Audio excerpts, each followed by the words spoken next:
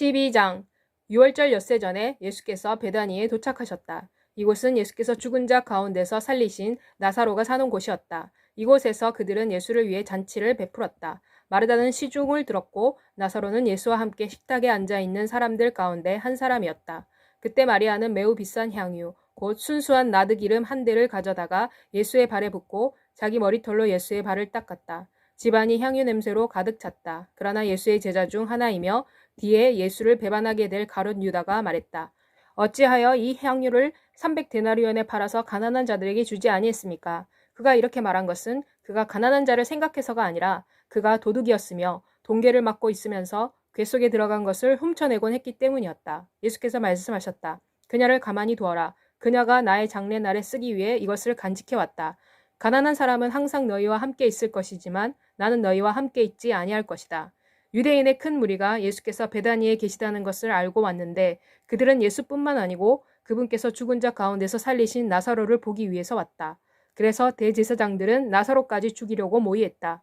이는 나사로 때문에 많은 사람들이 예수에게로 가서 그를 믿었기 때문이었다. 이튿날 명절을 위해 온 큰 무리가 예수께서 예루살렘으로 오시는 중이라는 소식을 들었다. 그들은 종려나무 가지를 들고 예수를 맞이하기 위해 나가서 이렇게 외쳤다.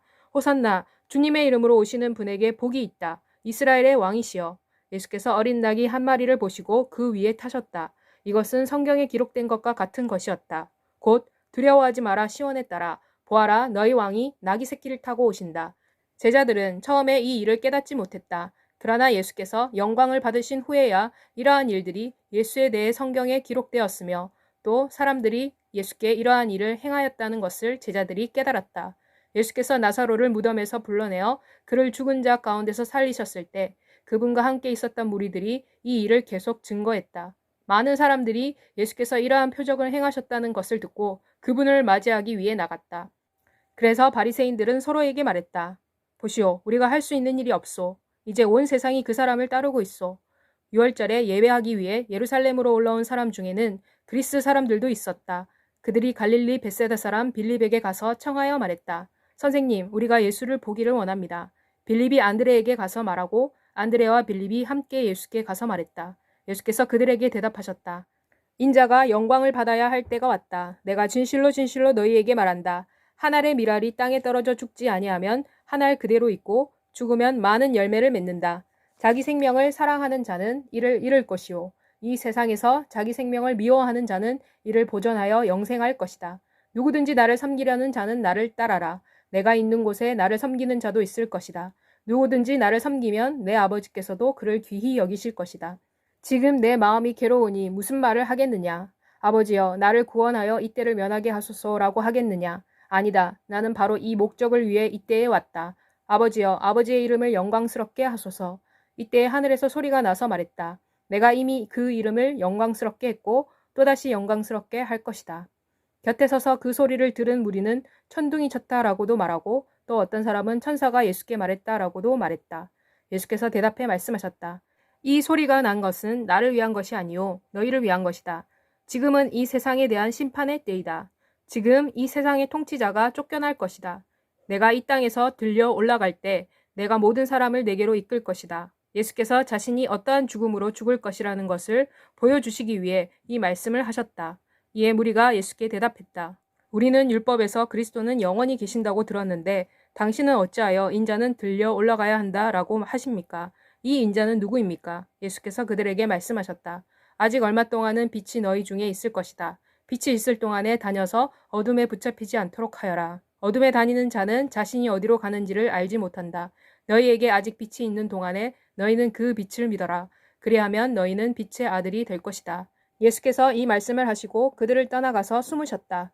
예수께서 이렇게 많은 표적을 그들 앞에서 행하셨으나 그들이 예수를 믿지 아니했다. 이는 선지자 이사야의 말씀이 이루어지도록 하기 위한 것이었다. 이사야가 이렇게 말했다. 주여, 우리가 전한 것을 누가 믿었으며 주의 팔이 누구에게 나타났습니까? 그러므로 그들은 또한 믿지 못했다. 이사야는 또한 이렇게 말했다. 주께서 그들의 눈을 멀게 하셨고 그들의 마음을 완고하게 하셨다. 이는 그들이 그들의 눈으로 보지 못하게 하고 그들의 마음으로 깨달아 돌이키지 못하게 하여 내가 그들을 고치지 못하게 하기 위한 것이다. 이사야는 그가 예수의 영광을 보고 그분에 관해 이렇게 말한 것이다.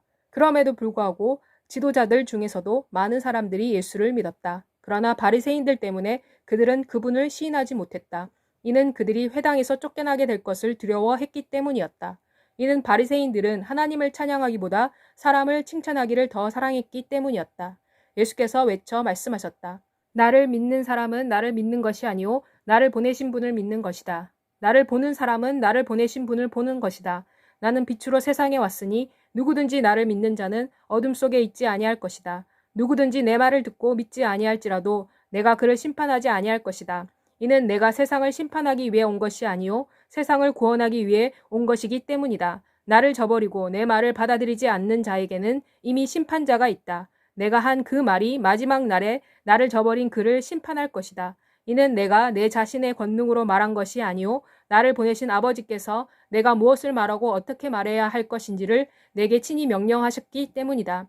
그리고 나는 그분의 명령은 영원한 생명이라는 것을 안다. 그러므로 내가 무엇을 말하든 나는 내 아버지께서 내게 말씀하신 그대로 내가 말한다.